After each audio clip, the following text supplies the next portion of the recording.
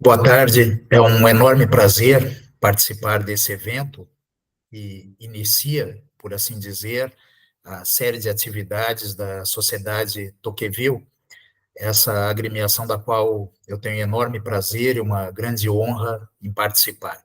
Eu gostaria de agradecer ao professor doutor Edgar Leite pela cessão do espaço da Academia Brasileira de Filosofia, que permitiu que esse evento fosse realizado hoje fisicamente, embora eu esteja em meio virtual. Gostaria também de agradecer a todos os confrades e confreiras pela minha participação e espero que eu possa trazer aqui contribuições instigantes, interessantes, a respeito do pensamento de Tocqueville. Bom, o título da minha exposição, ele talvez seja um pouco equívoco, né, já que eu pretendo analisar a contribuição no estudo da Revolução por dois grandes autores, Burke e Tocqueville. Por que equívoco? Porque, embora comumente se possa dizer que Burke é o pai do conservadorismo, ou um dos pais do conservadorismo, o fato é que Burke integrava o partido Whig na Inglaterra. Era, portanto, um rival dos Tories. A contribuição de Burke é tida como um patrimônio comum também entre os liberais.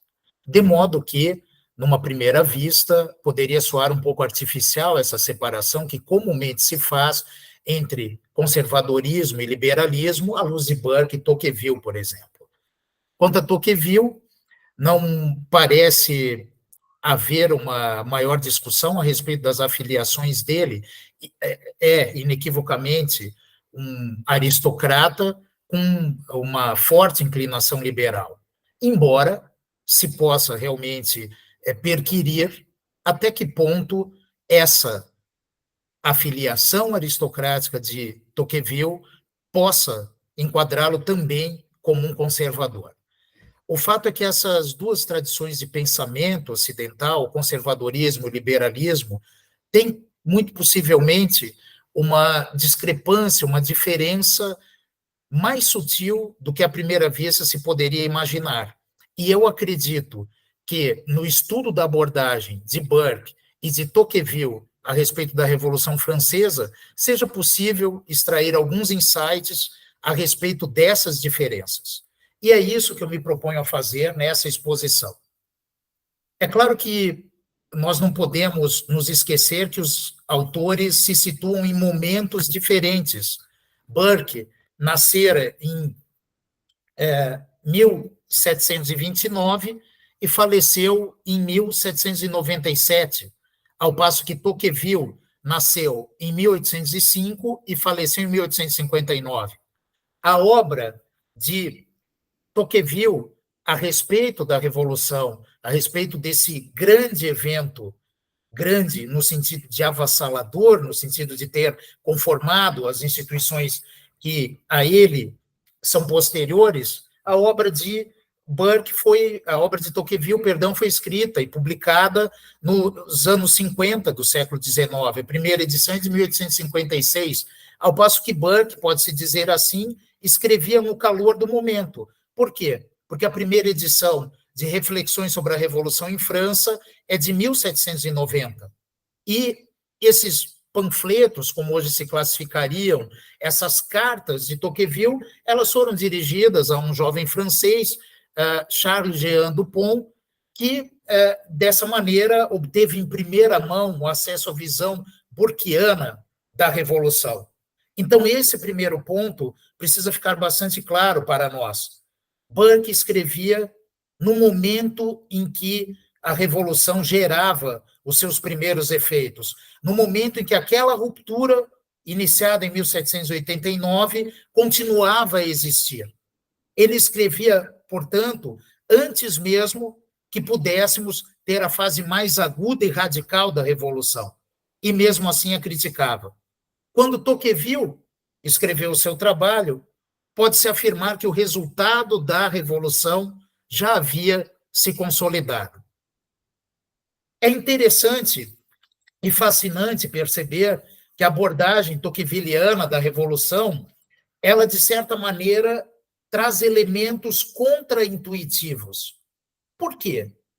Porque se nós imaginamos que a Revolução eclodiu na França, somos levados a supor que eclodiu na França porque lá vigoravam as piores condições de opressão, o maior absolutismo, o maior despotismo.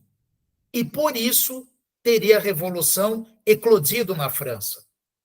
Ocorre, entretanto, que Tocqueville nos demonstra, em O Antigo Regime, a Revolução, que não foi assim que as coisas aconteceram. Não havia, na França, uma opressão maior do que aquela que havia em outros estados submetidos a esse regime feudal.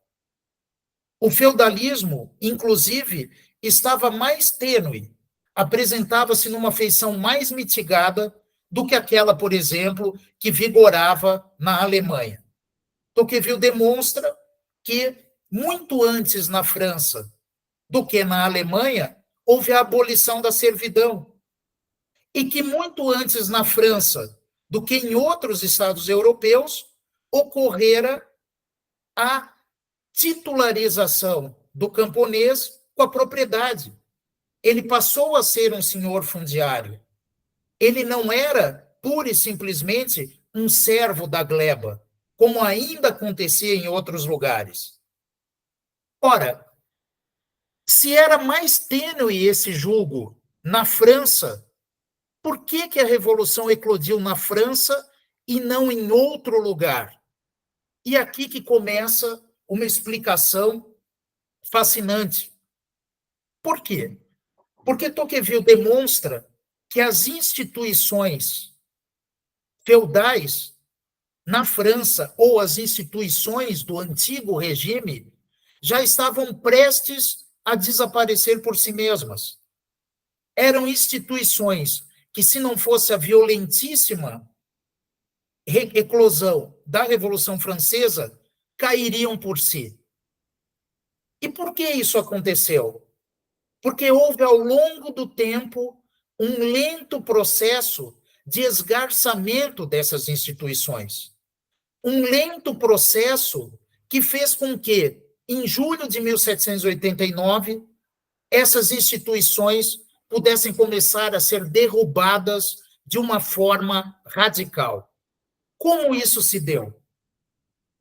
Tocqueville nos informa que havia já no antigo regime uma centralização e uma burocratização muito fortes. É curioso perceber que existe uma semelhança muito grande entre as instituições do antigo regime e o pesadelo burocrático que nós vivemos no Brasil de hoje. Tocqueville diz que, a tal ponto havia uma ingerência estatal em atividades corriqueiras que não se trocava o sino de uma igreja, não se punha fogo em uma videira sem que antes algum intendente ou algum funcionário fosse contactado e desse a devida autorização. Esse movimento de centralização burocrática fazia com que os senhores de terra, a aristocracia rural francesa, não mais dominasse como já o fizera. Ela tinha muito mais um título do que efetivamente um meio para o exercício do poder. Isso, de acordo com Tocqueville, fazia com que houvesse um isolamento de classes. Os burgueses, nos albores da Revolução, eram muito semelhantes culturalmente aos aristocratas, mas eram separados artificialmente. Pelo quê? Por exemplo, pela imunidade de que gozavam os aristocratas no que diz respeito aos tributos. Ocorre, entretanto, que essa diferenciação artificial estabelecida pelo Estado por meio da imposição de tributos aos burgueses e classes intermediárias e isenção de tributos aos aristocratas, isolava os aristocratas. E faziam, portanto, um dos mecanismos de contenção do absolutismo presentes no antigo regime, a própria aristocracia, deixasse de ter o poder que tivera. O crescimento desse aparato burocrático converteu os burocratas em uma nova nobreza. Essa concentração de poder na burocracia, por sua vez, fez com que houvesse uma centralização, já no antigo regime, muito forte de poderes. Uma centralização de poder que leva a uma concentração de poder, sem encontrar na sociedade freios que sejam adequados, como, por exemplo, os freios trazidos pela aristocracia. E no que diz respeito à situação dos campos, embora, e esse é o raciocínio contraintuitivo sobre o qual falei, embora o jugo do camponês francês fosse menor do que, por exemplo, do camponês alemão, o fato é que aquele jugo menor levava a uma irresignação gigantesca, porque já era vista pelo camponês como insuportável. Da mesma maneira como a diferença e desigualdade no que diz respeito à cobrança de impostos. Era vista essa desigualdade, era concebida essa diferença como um jugo, como um ônus absolutamente inaceitável, precisamente porque ele já era mais fraco do que fora um dia. Precisamente porque não havia mecanismos que fossem capazes de torná-lo mais pesado, como um dia ele havia sido. Portanto, o que nós tivemos na Revolução Francesa, de acordo com Tocqueville, foi a explosão levada por um forte radicalismo, a explosão de uma situação que já acontecia há muito tempo.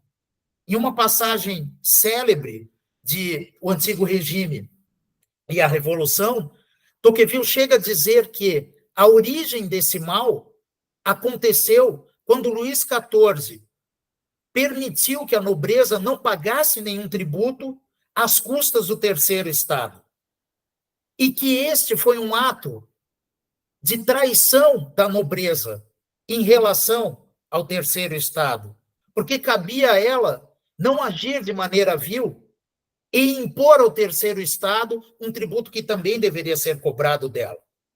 Então, percebam que curioso o fenômeno que nos destaca Tocqueville. Houve uma paulatina erosão dos freios e contrapesos, para usarmos uma terminologia moderna, numa época pré-moderna, uma lenta erosão de freios e contrapesos que havia, portanto, freios e contrapesos que havia no antigo regime e que foram sendo gradualmente esgarçados. Esses freios e contrapesos ao poder já não existiam no momento em que eclode a Revolução. E, por isso, a centralização que é operada por meio da Revolução Francesa é como se fosse o ápice de um processo centralizador na burocracia, na administração, que já havia começado muito antes. E aqui é possível perceber uma discussão ou uma crítica, poderíamos dizer assim, de Tocqueville a Burke, porque Burke reputa que a Revolução Francesa teria sido essencialmente religiosa. Nas reflexões sobre a Revolução em França, há uma passagem em que Burke compara a religião estatal, igreja anglicana, existente na Inglaterra, com o sentimento de religiosidade que havia na França. É verdade que havia esse sentimento de religiosidade, porém, Tocqueville ressalta que a ira que desceu sobre a igreja não era originária de uma questão teológica, não era originária de uma incompatibilidade entre cristianismo ou catolicismo e as instituições democráticas que a Revolução Francesa pretendia trazer à tona. Na verdade, aquilo contra o que a Revolução Francesa se dirigiu foram os privilégios da igreja, não a primazia da igreja em trazer a doutrina sobre o além-vida, sobre o outro mundo, mas os privilégios de que gozava a Igreja Católica na França pré-revolucionária. Portanto, não haveria para Tocqueville uma incompatibilidade entre o cristianismo e o catolicismo e a democracia. E essa incompatibilidade, com efeito, não poderia haver. Haja visto o fato de que já em 1835 e 1840, Tocqueville havia escrito A Democracia na América. E lá ele percebeu que havia diversos grupos cristãos que viviam em um país democrático. Então, Tocqueville faz questão de enfatizar, e aqui, contrariamente a Burke, que a Revolução Francesa não era essencialmente incompatível com a religião. Ela o era, isso sim, com os privilégios e benefícios de que desfrutava, então, a Igreja Católica, cujos sacerdotes eram senhores de terra, cujos sacerdotes se beneficiavam de uma série de benefícios originários do antigo regime. Bom, então essa revolução, ela não era antirreligiosa. E Burke chega mesmo a dizer que ela tinha características religiosas, porque tal como o cristianismo, ela considerava o homem abstrato. Tal como o cristianismo, ela considerava a possibilidade de universalizarmos regras de conduta a todos os homens, não mais considerados em suas classes, não mais considerados em suas corporações, mas considerados abstratamente. Esse nivelamento trazido pela Revolução Francesa é um aspecto digno de nota. Esse nivelamento trazido pela Revolução Francesa fazia com que houvesse um profundo desprezo pelos costumes, fazia com que houvesse um profundo desprezo pela tradição, fazia com que a revolução fosse, como diria muito mais tarde Friedrich von Hayek, um experimento construtivista. E aí detectamos uma enorme confluência de pensamento entre Tocqueville e Burke no que diz respeito à concepção dos filósofos franceses e, dentre esses filósofos, também os economistas, também os fisiocratas, como engenheiros sociais. Por que engenheiros sociais? Por que filósofos eram engenheiros sociais? E também os economistas? Porque eles pressupunham que seria fácil retirar da razão ou daquilo que eles reputavam da ordem natural princípios que pudessem ser aplicados.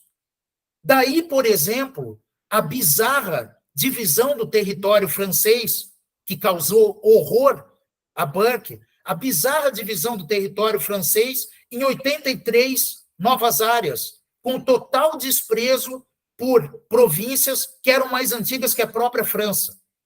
Uma construção artificial que se materializava, inclusive, na divisão do solo. Uma concepção artificial extraída de elementos da razão, criada, construída e não desvelada, e não descoberta, que fazia com que se pudesse adotar princípios gerais para a conformação das instituições. Em desprezo, como eu já falei, a tradições, a costumes, a regras que estavam há muito sedimentadas e que, por estarem há muito sedimentadas, serviam como um contrapeso ao poder. Quando trata dos filósofos, assim como fizera Burke, Tocqueville enfatiza que havia, portanto, uma concepção absolutamente radical, de acordo com a qual seria possível construir um novo mundo. E esse, talvez, o caráter mais nefasto da Revolução. Porque, pondo sob escombros todas as edificações do antigo regime, ela manteve uma, que foi o quê? A centralização de poder, sem que houvesse freios capazes de impedir que esse poder fosse exercido de maneira absoluta. E aqui temos mais um elemento contraintuitivo que surge da análise do antigo regime à revolução, que nos diz que nos diz que as regras, embora pudessem ser consideradas como draconianas, na época do antigo regime, elas eram frouxamente aplicadas. Embora elas parecessem demasiadamente pesadas, elas, na sua aplicação, eram tímidas. E Tocqueville exemplifica isso, dizendo que o rei havia declarado, em 1740, o rei havia declarado que qualquer panfleto escrito contra a religião, ou o comércio de um panfleto escrito contra a religião, redundaria e resultaria na pena capital. Ou seja, pena de morte para quem divulgasse panfletos e escritos antirreligiosos. Nada obstante, como nós sabemos, o século XVIII foi o século de Voltaire. Voltaire escrevia, os escritos dele eram comercializados. Ainda que pudesse haver perseguição, e não há dúvida que havia, por exemplo, Rousseau foi obrigado a fugir, primeiro de Genebra, depois da França, não havia uma aplicação pesada como à primeira vista se poderia imaginar. Então, aquela regra que era pesada, quando abstratamente considerada, era mitigada na sua aplicação. E isso mudou com a Revolução. A partir do momento em que tivemos a Revolução Francesa, tivemos a criação de regras simples, não mais sedimentadas em costumes, que eram aplicadas de maneira implacável. Pensemos naquilo que foi o terror sobre Robespierre. Pensemos no que foi o terror sobre Robespierre. Bom, se existe, portanto, essa dissidência entre Burke e Tocqueville no que diz respeito ao sentimento antirreligioso, essencialmente antirreligioso da Revolução, porque Tocqueville não vê a irreligiosidade como elemento incompatível com a democracia, certamente existe concordância entre os autores quando eles mencionam o papel crucial que tiveram os filósofos. E aí é interessante constatar que resulta da obra de ambos a ideia de que, precisamente porque o governo local havia sido erradicado na França, precisamente porque pequenas assembleias não resolviam mais nada, os filósofos puderam plantar ideias abstratas e construtivistas. Os filósofos puderam criar o mundo à sua imagem e à sua vontade. E esse, talvez, o caráter mais implacável e mais odioso da Revolução Francesa. Quando trata da contribuição dos fisiocratas, dos economistas para a Revolução, Tocqueville menciona que já nos escritos deles se encontrava uma defesa da planificação. E não apenas uma defesa da planificação, porque eles não estavam satisfeitos, ou eles não estavam preocupados, melhor dizendo, com as liberdades políticas. Havia, inclusive, defesa de coletivização da propriedade. E ele cita o livro de um autor em específico, Morelly, que defendia abertamente o fim da propriedade privada, a coletivização da propriedade e maior autoridade, autonomia do Estado para dirigir a economia. E, portanto, Tocqueville menciona que é justamente nesse solo que nasce o socialismo, que ele denomina como uma doutrina terrível. E diz que já os filósofos, naquela época, na França, estavam mais preocupados em vangloriar o que acontecia na China, que Montesquieu, um célebre antecessor, chamava de despotismo oriental, estavam, portanto, elogiando o que acontecia na China, que era um regime absolutamente imbecil e terrível, nas palavras do próprio Tocqueville.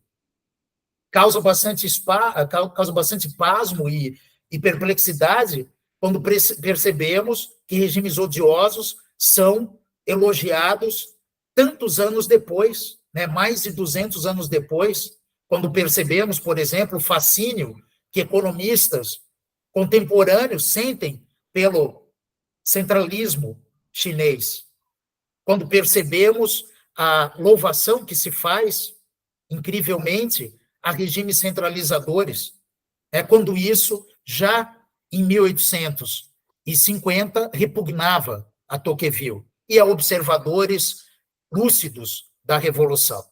Pois bem, nesse caldo cultural em que se atacou a Igreja, muito mais pelos seus privilégios do que por sua doutrina, em que se erradicou a aristocracia essa que não exercia mais um poder efetivo, detinha apenas títulos, em que se deu margem à aplicação de ideias concebidas em abstrato, com total desprezo à tradição, aos costumes, nós tivemos, portanto, um terreno fértil para que surgisse, em uma forma ainda mais aguda, o Leviatã, para que surgisse aquilo que nós conhecemos hoje como o Estado moderno.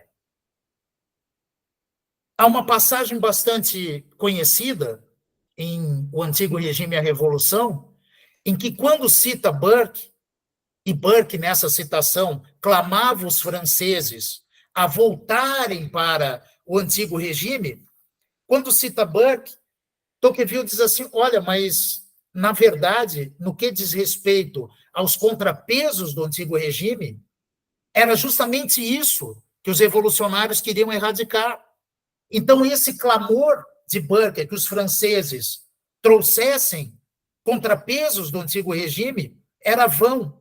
E por que era vão? Porque, afinal de contas, naquele momento, o que os revolucionários pretendiam era, por completo, solapar aqueles contrapesos, fazendo ou deixando tudo ainda mais nivelado do que estava acontecendo há muito tempo sob o Antigo Regime. E insisto, por que acontecia há muito tempo sob o Antigo Regime? Porque o camponês já era um proprietário, embora submetido à talha. Porque o burguês já era culturalmente igual ao aristocrata, embora fosse submetido a tributos e o aristocrata não. Porque o aristocrata, por conta dessa divisão causada pela isenção tributária, estava separado artificialmente do camponês, estava separado artificialmente do burguês. E, portanto, não contava com eles para qualquer atividade governativa de que ele ainda dispusesse. E é esse ponto que nos traz, talvez, a crítica mais incisiva de Tocqueville a Burke. Ele diz que Burke mencionava a facilidade de acesso à nobreza na Inglaterra como um dos elementos que afinizavam a Inglaterra à França. Mas ele diz que isso não era verdadeiro, porque às vésperas do colapso do Antigo Regime, havia, segundo Necker, citado por Tocqueville, 4.000 ofícios que garantiam o acesso à nobreza. 4.000 ofícios que garantiam acesso à nobreza. Não havia nada parecido na Inglaterra. E, ademais, de acordo com Tocqueville, e por isso ele diz que essa abordagem, essa assimilação entre as situações da Inglaterra e da França, no que diz respeito ao acesso à nobreza, foi um grande equívoco de Burke, porque ele dizia que, como era muito fácil chegar à nobreza, isso causava ressentimento ao terceiro Estado. E o que o terceiro Estado pretendia é que o acesso à nobreza se tornasse restrito. Então, não foi pela facilidade de ingresso na nobreza que teria havido uma assimilação da França com a Inglaterra. O que diz Tocqueville é que na Inglaterra essa assimilação não era visível. Então, eu não pretendia atacar a nobreza porque já era possível que a filha de um nobre se casasse com um plebeu de posses. E, portanto, esse plebeu não sabia se ele já era ou não elemento da nobreza. E, portanto, não precisava atacá-lo. Por outro lado, não era o que acontecia na França. Havia uma divisão estanque que era ocasionada pela imunidade tributária. Se isso é verdade, havia um isolamento dessas classes. Havia uma centralização na administração estatal. Paris se sobrepunha a todas as demais províncias e depois, obviamente, a todos os departamentos, 83 departamentos artificialmente criados pela Revolução Francesa, e não havia mais, naquelas pequenas cidades, naqueles pequenos lugarejos, um poder local que pudesse se contrapor ao poder estatal. e poder estatal aqui eu me refiro justamente ao Estado francês. Mais do que isso, não havia tampouco a Igreja capaz de se contrapor doutrinariamente e no plano estritamente político àquilo que pretendia o Estado, porque a Igreja foi depauperada, porque a Igreja passou em determinado momento a ser estatizada, porque ela foi perseguida na Revolução. Então, trazendo para aquilo que seria o resumo, Tocqueville nos mostra que um processo lento, e aqui poderíamos dizer e nos lembrar de Hayek, em O Caminho da Servidão, é que o totalitarismo não se implanta de uma vez para outra, mas gradualmente. Portanto, um processo lento, evolutivo, gradual, fez com que os poderes se tornassem centralizados em uma figura diretiva na França. As classes sociais foram isoladas. Prevaleceu uma concepção individualista que não via, ou fazer com que não se visse mais qualquer utilidade em um plebeu se aproximar de um aristocrata, e um aristocrata tratar respeitosamente um burguês. As classes estavam isoladas. E nesse isolamento, quando eclode a Revolução, ela encontra um campo fértil, assim como diz Hayek, que o totalitarismo encontrou na Alemanha um campo fértil produzido pelo positivismo jurídico, a Revolução encontra um campo fértil na França por conta do esgarçamento institucional havido no antigo regime. E que, portanto, a construção de filósofos, o isolamento entre as classes e o julgo menor que sofriam, por exemplo, os camponeses e os homens do povo, fizeram com que houvesse uma ruptura, uma explosão.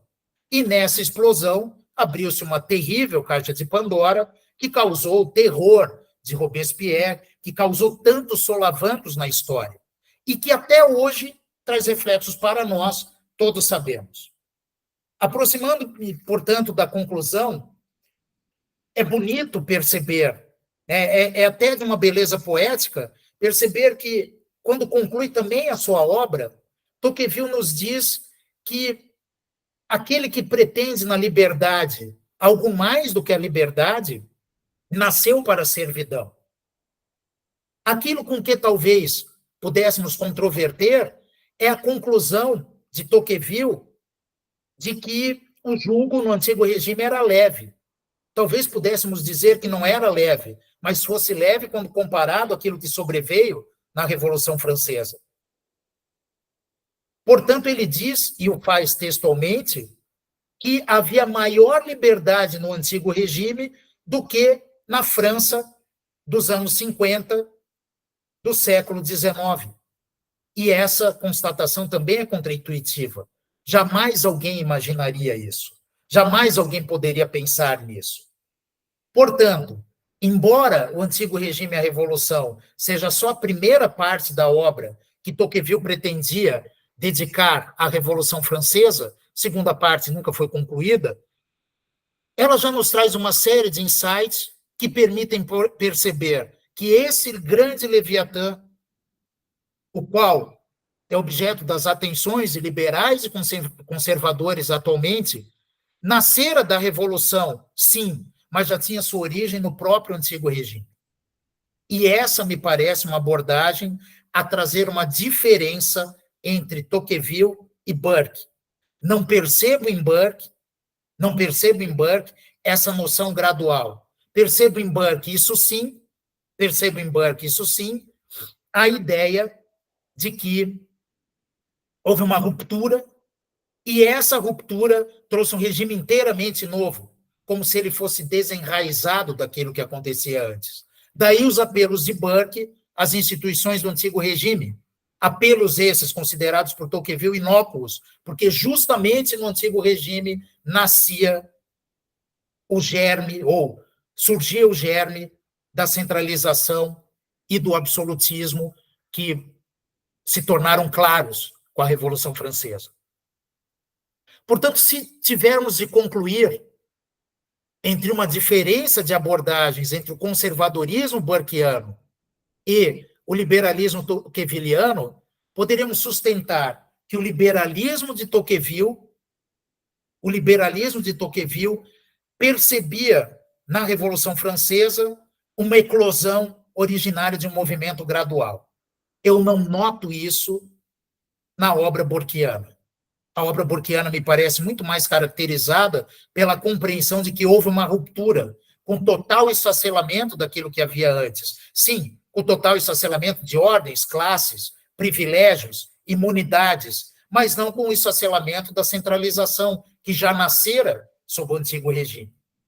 E claro que essas duas abordagens são profundamente diferentes daquela abordagem, por exemplo, que é detectada em Joseph de Maistre, que uma abordagem reacionária, em que era sustentado, por exemplo, o caráter diabólico da Revolução. Isso não encontra coro nem em Burke, nem em Tocqueville.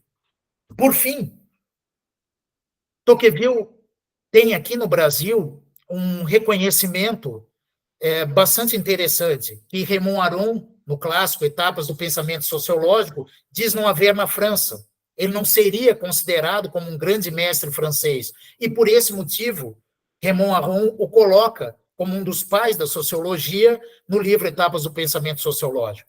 Há no Brasil, no entanto, traduções de A Democracia na América, do Antigo Regime à Revolução, dos escritos de Tocqueville sobre a Revolução de 1848, do ensaio de Tocqueville sobre a pobreza, e há também duas biografias bastante conhecidas. Uma delas se chama O Homem que Compreendeu a Democracia, de Olivier Zenz, e o outro, Tocqueville, o Profeta da Democracia, de Hugh Bragan. É, portanto, um autor conhecido, cuja análise penetrante da Revolução, mas não só da Revolução, como do fenômeno democrático que a sucedeu, faz com que deva ser estudado e deva ser cultivado e promovido aqui pela Sociedade Tocqueville. Então, eu encerro aqui a minha participação, agradeço novamente aos confrades e confreiras pelo convite e gostaria de dizer que é uma honra fazer parte dessa agremiação. Desejo a todos um excelente congresso, que seja a oportunidade para grandes debates. Muito obrigado.